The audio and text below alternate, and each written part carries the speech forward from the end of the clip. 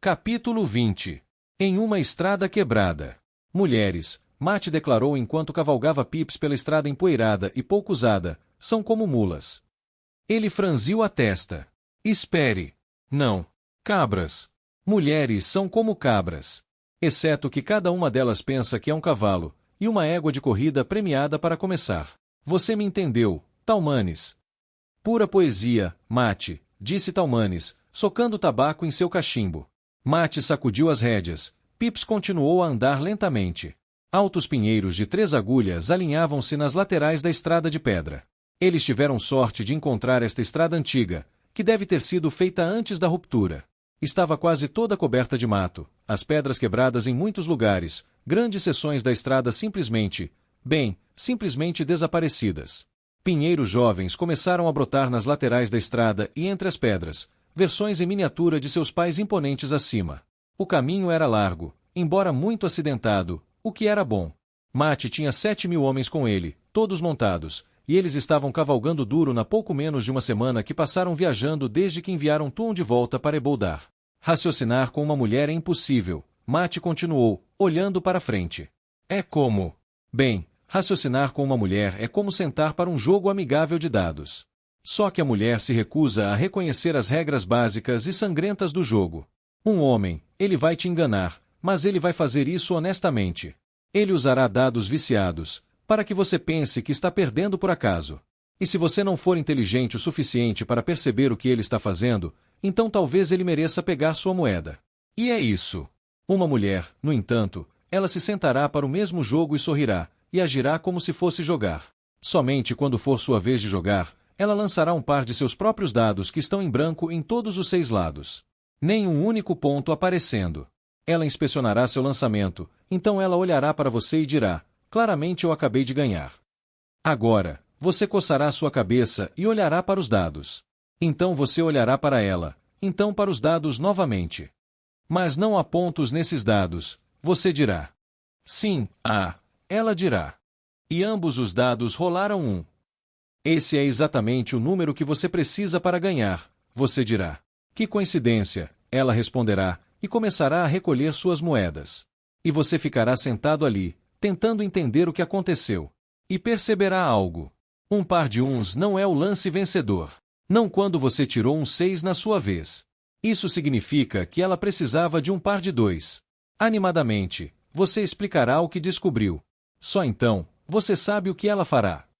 Não faço ideia, Mate, respondeu Talmanes, mastigando seu cachimbo, uma fina nuvem de fumaça saindo do fornilho. Então ela vai esticar o braço, disse Mate, e esfregar as faces em branco dos dados. E então, com uma cara perfeitamente séria, ela vai dizer, sinto muito. Havia uma mancha de sujeira nos dados. Claramente você pode ver que eles realmente saíram como 2. E ela vai acreditar. Ela vai acreditar, porra. Incrível, disse Talmanes. Só que não é o fim. Eu presumi que não seria, Mate. Ela pega todas as suas moedas, disse Mate, gesticulando com uma mão, a outra firmando seu achandarei na cela. E então todas as outras mulheres na sala virão e a parabenizarão por jogar aquele par de 2. Quanto mais você reclamar, mais dessas malditas mulheres entrarão na discussão. Vocês estarão em menor número em um momento, e cada uma dessas mulheres explicará a você como aqueles dados claramente leem 2, e como você realmente precisa parar de se comportar como uma criança. Cada uma delas verá os 2. Até mesmo a mulher pudica que odiava sua mulher desde nascimento, desde que a avó da sua mulher roubou a receita de bolo de mel da avó da outra mulher quando ambas eram empregadas, essa mulher ficará contra você. Eles são criaturas nefastas de fato, disse Talmanes, com a voz plana e uniforme. Talmanes raramente sorria.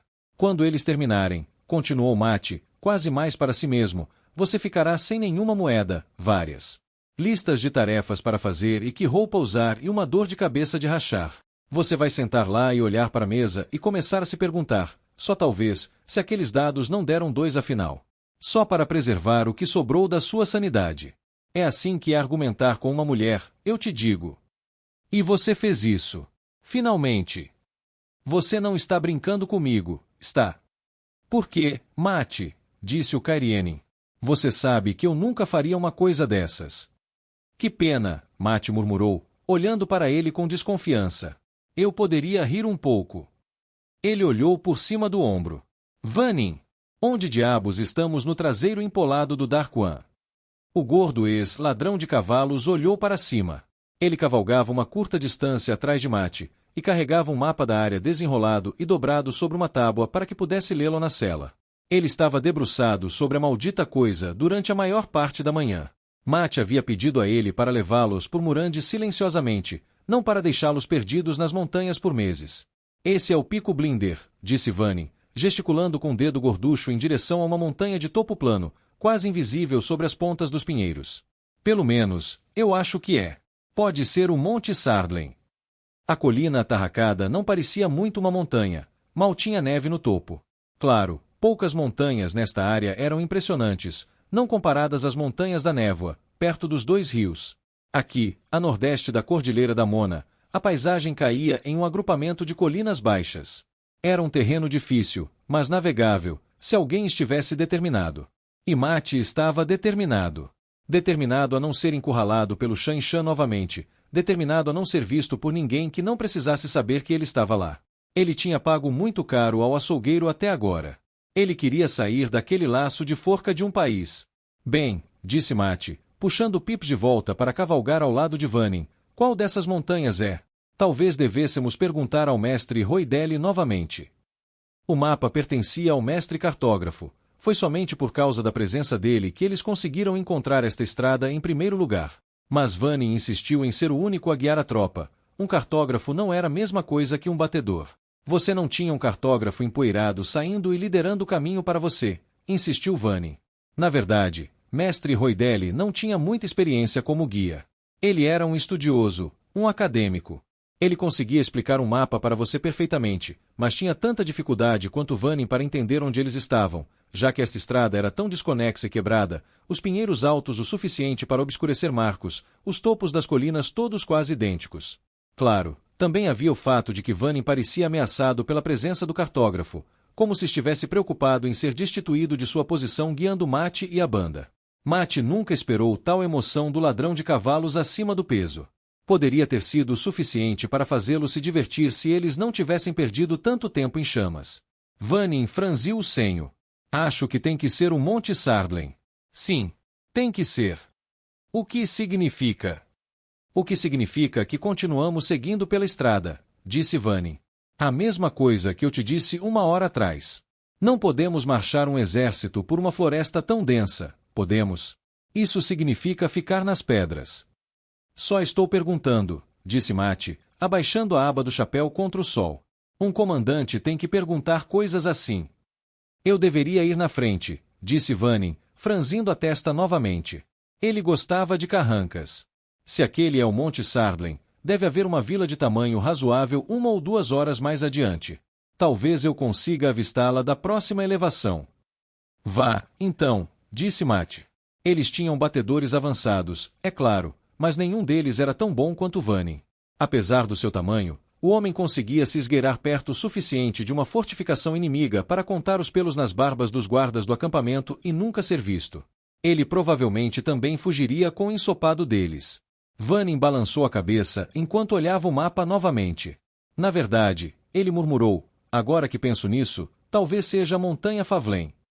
Ele saiu a trote antes que Mate pudesse objetar. Mate suspirou, dando calcanhares em Pips para alcançar Talmanes. O Cairienin balançou a cabeça. Ele podia ser intenso, Talmanes. No início de sua associação, Mate presumiu que ele era severo, incapaz de se divertir. Ele estava aprendendo melhor. Talmanes não era severo, ele era apenas reservado.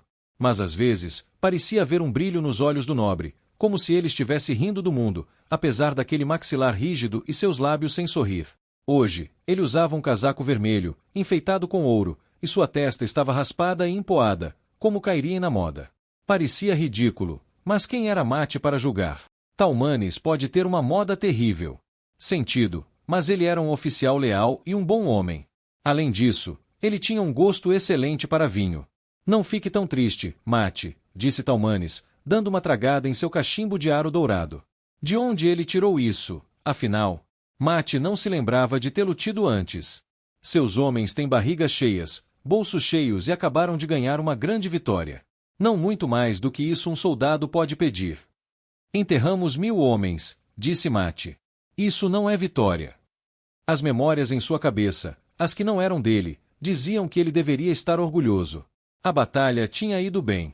Mas ainda havia aqueles mortos que dependiam dele. Sempre há perdas, disse Talmanes. Você não pode deixá-los te devorar, Mate. Acontece. Não há perdas quando você não luta em primeiro lugar. Então por que ir para a batalha com tanta frequência? Eu só luto quando não consigo evitar. Mate retrucou. Sangue e cinzas sangrentas, ele só lutava quando precisava. Quando o prendiam. Porque isso parecia acontecer toda vez que ele se virava.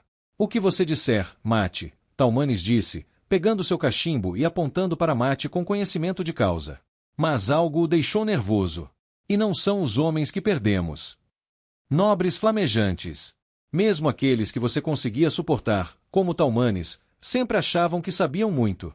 Claro, Mate agora era um nobre. Não pense nisso, ele disse a si mesmo. Talmanes passou alguns dias chamando Mate de Sua Alteza até que Mate perdeu a paciência e gritou com o homem. Cairienin podia ser tão exigente com a posição. Quando Mate percebeu pela primeira vez o que seu casamento com Tuon significava, ele riu, mas foi o riso de uma dor incrédula. E os homens o chamavam de sortudo. Bem, porque sua sorte não poderia tê-lo ajudado a evitar esse destino. Príncipe sangrento dos corvos. O que isso significava? Bem, agora ele tinha que se preocupar com seus homens. Ele olhou por cima do ombro, observando as fileiras de cavaleiros, com besteiros cavalgando atrás. Havia milhares de ambos, embora Mate tivesse ordenado que seus estandartes fossem guardados. Eles provavelmente não passariam por muitos viajantes neste caminho remoto, mas se alguém os colocasse, ele não queria que suas línguas balançassem. Os Seanchan iriam persegui-lo? Ele e Tuon sabiam que estavam em lados opostos agora, e ela tinha visto o que o exército dele era capaz de fazer. Ela o amava. Ele era casado com ela, mas Seanchan não pensava como pessoas normais. Ela ficou em sua posse, suportando o cativeiro, nunca fugindo. Mas ele tinha poucas dúvidas de que ela se moveria contra ele se achasse melhor para seu império. Sim, ela enviaria homens atrás dele, embora uma potencial perseguição não incomodasse nem metade do que a preocupação de que ela não voltasse para Ebol dar em segurança. Alguém havia oferecido uma pilha muito grande de moedas pela cabeça de Tuon. Aquele traidor Seanchan, o líder do exército que Mate havia destruído. Ele estava trabalhando sozinho? Havia outros. O que Mate havia liberado Tuon em? As perguntas o assombravam. Eu deveria tê-la deixado ir, você acha? Mate se viu perguntando. Talmanes deu de ombros. Você deu sua palavra, Mate, e eu acho que aquele sujeito Seanchan bem grande com os olhos determinados e a armadura preta não teria reagido bem se você tivesse tentado ficar com ela. Ela ainda pode estar em perigo, disse Mate, quase para si mesmo, ainda olhando para trás. Eu não deveria tê-la deixado fora da minha vista. Mulher tola. Mate, Talmanes disse, apontando para ele com o cachimbo novamente. Estou surpreso com você. Ora, você está começando a soar francamente marital. Isso deu um susto em Mate. Ele se virou na cela de Pips. O que foi isso? O que isso significa? Nada, Mate, Talmanes disse apressadamente. Só que, do jeito que você está sonhando com ela, eu...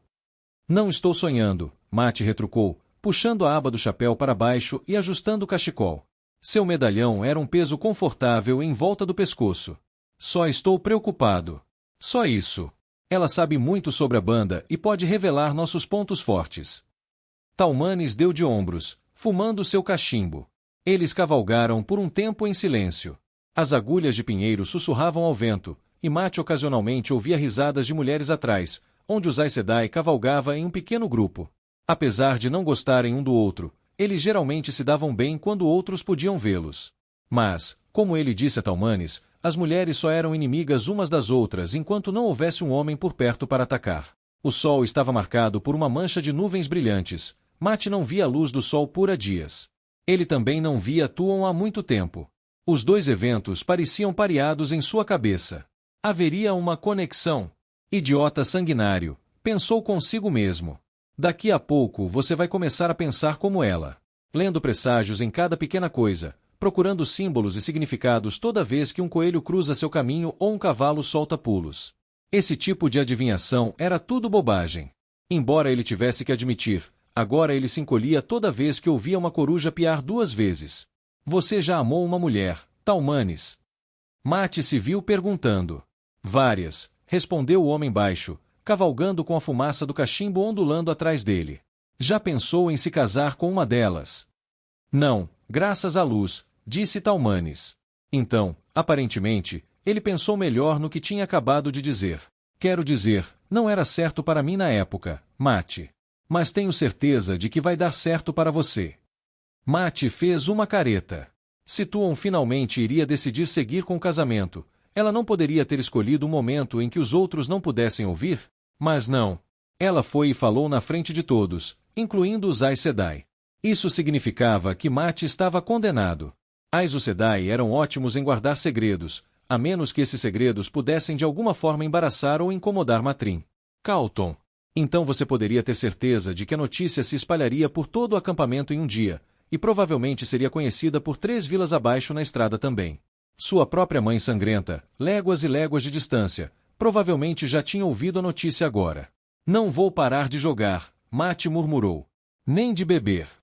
Então eu acredito que você me disse, disse Talmanes. 3 ou 4 vezes até agora. Eu meio que acredito que se eu espiasse sua barraca à noite, eu te encontraria resmungando isso em seu sono. Eu vou continuar jogando malditamente. Jogando malditamente e bebendo. Onde está minha maldita bebida? Alguém quer apostar por ela? Ele disse isso com uma cara perfeitamente séria, mas mais uma vez, havia aquela sugestão de um sorriso em seus olhos, se você soubesse exatamente onde olhar. Só quero ter certeza de que todos saibam, disse Mate. Não quero que ninguém comece a pensar que estou ficando mole só por causa de... Você sabe. Talmanes lançou-lhe um olhar consolador.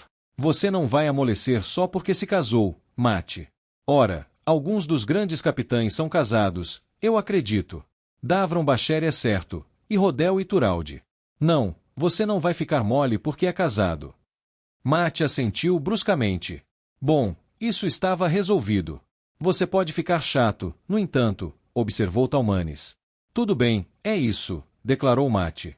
Na próxima vila que encontrarmos, vamos jogar dados na taverna. Você e eu. Talmanes fez uma careta. Com o tipo de vinho de terceira categoria que essas pequenas vilas nas montanhas têm. Por favor, Mate. Daqui a pouco você vai querer que eu beba cerveja. Sem discussão. Mate olhou por cima do ombro ao ouvir vozes familiares. Ver, orelhas de fora, rosto diminuto tão feio quanto qualquer outro que Mate já tinha visto, estava montado em Windy, conversando com Noel, que cavalgava ao lado dele em um castrado ossudo. O velho nodoso estava sentindo apreciativamente ao que Ver estava dizendo. O garotinho parecia surpreendentemente solene e, sem dúvida, estava explicando mais uma de suas teorias sobre a melhor forma de se esgueirar para a torre de Genjei. Agora, disse Talmanes. Lá está Vannin. Mate se virou para avistar um cavaleiro se aproximando pelo caminho rochoso à frente. Vannin sempre parecia tão ridículo, empoleirado como um melão no dorso do cavalo, com os pés esticados para os lados. Mas o homem sabia cavalgar, não havia dúvidas disso. É o Monte Sardlen, Vannin proclamou enquanto cavalgava até eles, enxugando a testa suada e calva.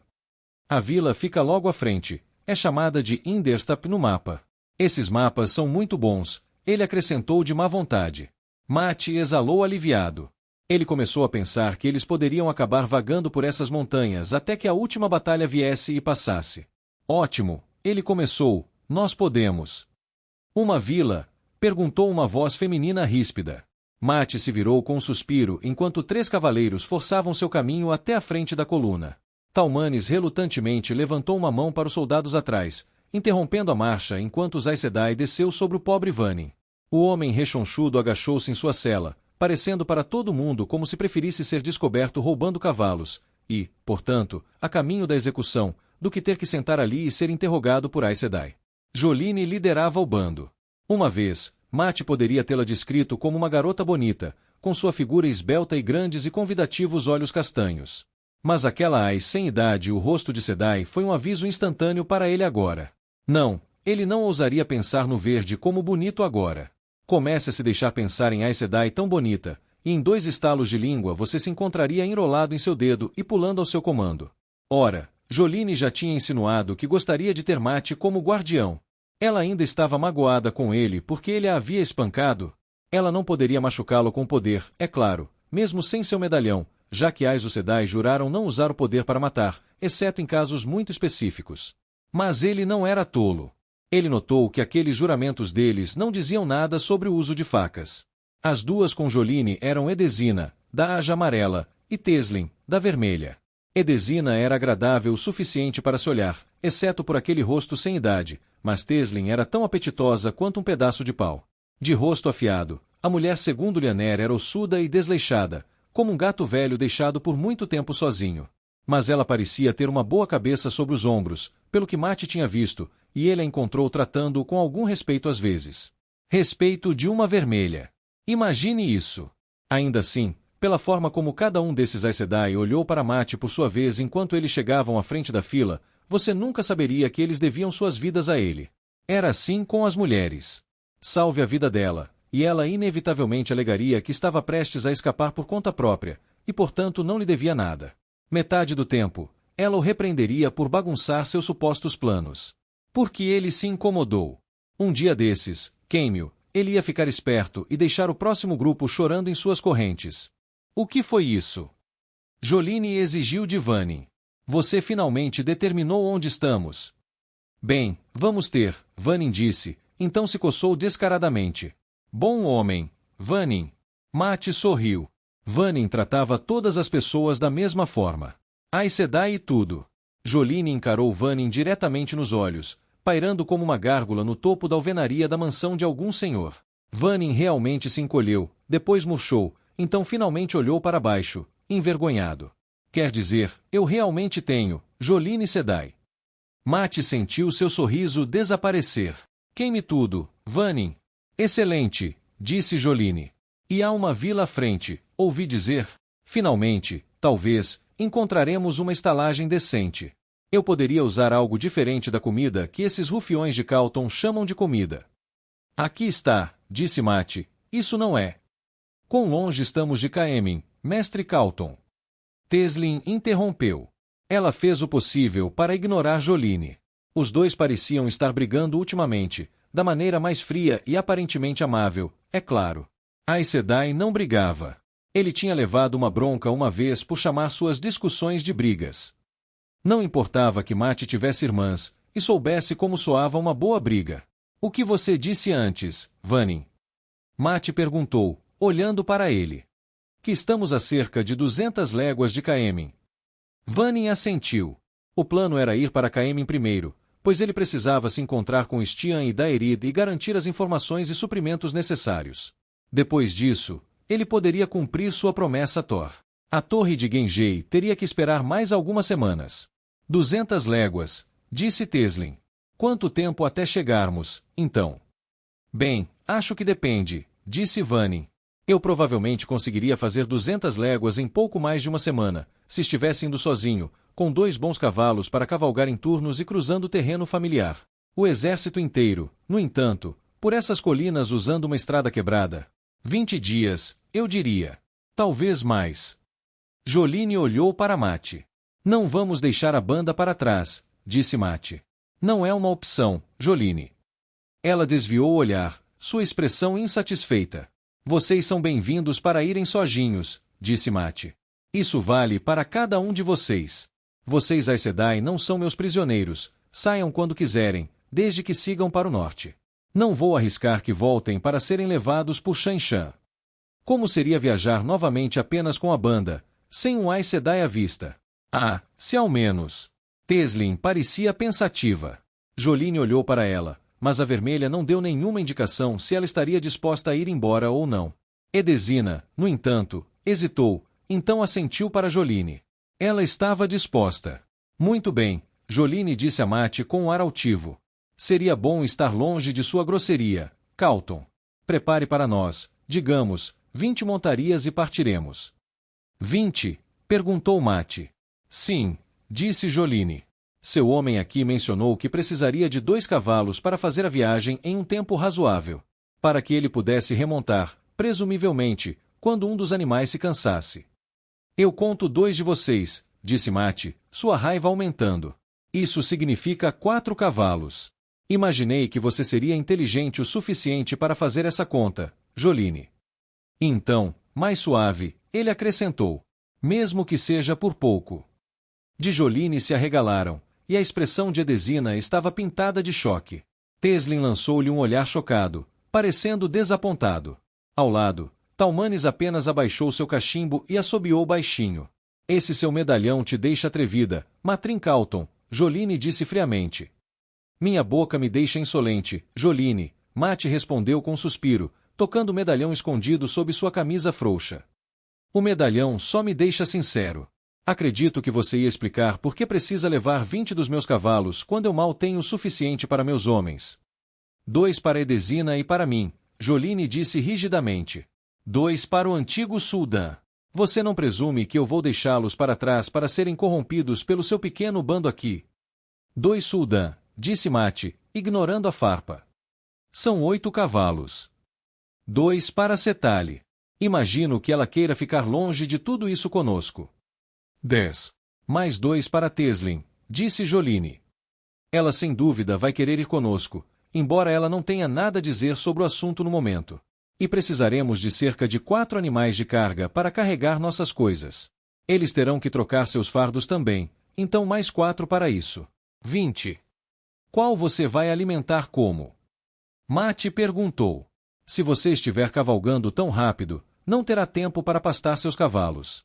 Quase não há nada para eles comerem hoje em dia. Isso provou ser um grande problema. A grama da primavera não estava crescendo.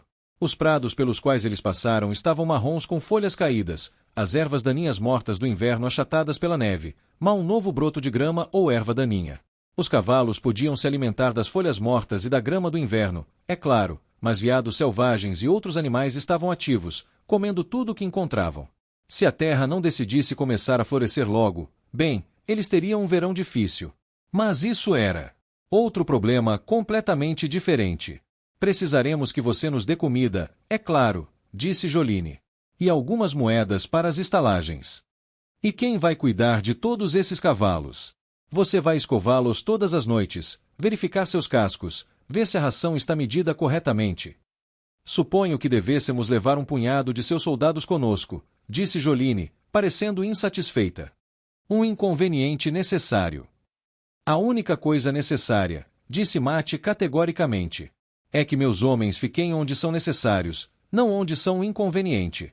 Não, eles ficam, e vocês não receberão nenhuma moeda minha. Se quiserem ir, podem levar um cavalo cada um e um único cavalo de carga para carregar suas coisas. Eu lhes darei um pouco de comida para os pobres animais, e dar isso a vocês é generoso. Mas com apenas um cavalo cada, seremos apenas um pouco mais rápidos que o exército, disse Joline. Imagine isso, disse Mate. Ele se afastou dela. Vanin, vai e diga a Mandevin para passar a palavra. Estaremos acampando em breve. Sei que é quase tarde, mas quero a banda longe o suficiente daquela vila para não ser ameaçadora, mas perto o suficiente para que alguns de nós possamos descer para sentir as coisas. Tudo bem, disse Vanin, sem nenhum respeito que ele havia demonstrado pela maldita Ais Sedai. Ele virou o cavalo e começou a cavalgar pela linha. E Vanin, Mate chamou. Certifique-se de que Mandevin esteja ciente de que quando eu digo alguns de nós cairão, quero dizer um grupo muito pequeno, liderado por mim e Talmanes. Não terei aquela vila invadida por 7.000 soldados procurando diversão. Comprarei uma carroça na cidade e a cerveja que encontrar, depois a enviarei de volta para os homens. Deve haver uma ordem estrita no acampamento, sem que ninguém venha acidentalmente para visitar, agora. Entender? Vanin assentiu, parecendo sombrio. Nunca foi divertido ser aquele que tinha que informar os homens que eles não teriam licença.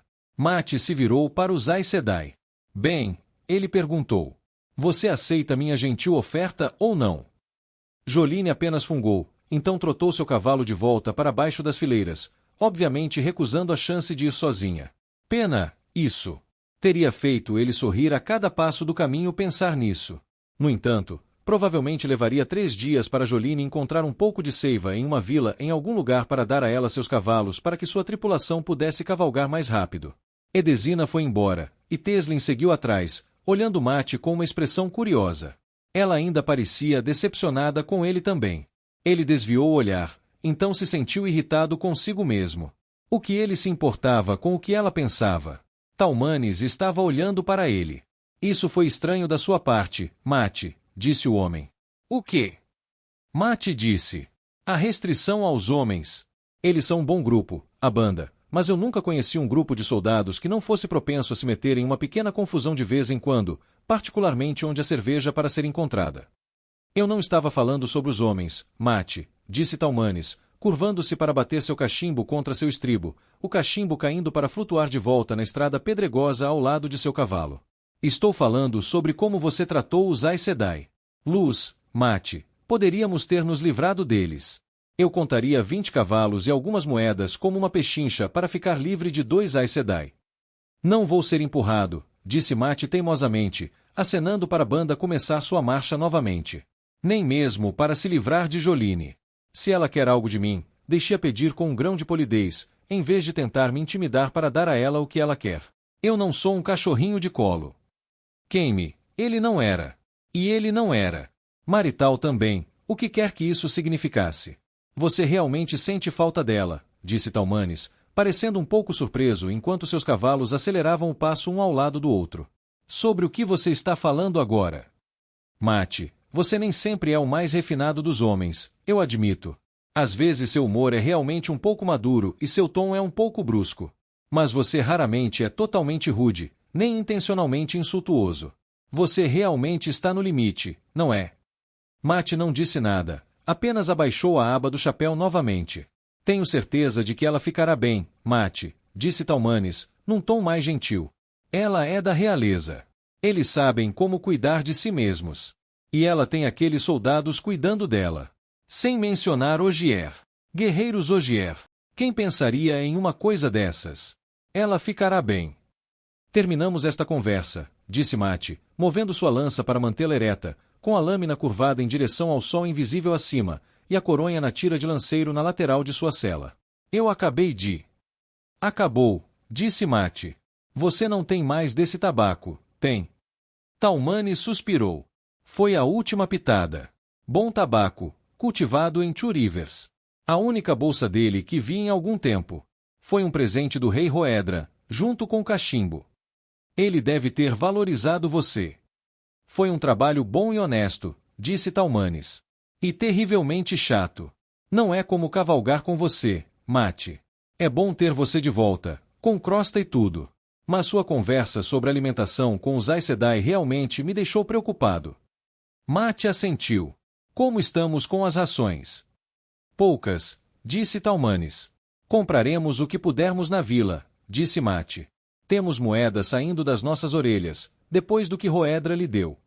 Uma pequena aldeia provavelmente não teria o suficiente para abastecer todo o exército. Mas, de acordo com os mapas, eles logo estariam entrando em terras mais populosas. Você passaria por uma ou duas aldeias todos os dias nessas áreas, viajando com uma força rápida como a Band. Para se manter à tona, você vasculhava e comprava o mínimo que pudesse em cada aldeia pela qual passava. Uma carroça aqui, uma carroça ali, um balde ou 2 de maçãs de uma fazenda que passava. 7.000 homens era muito para alimentar, mas um bom comandante sabia que não deveria recusar nem mesmo um punhado de grãos. Isso somava.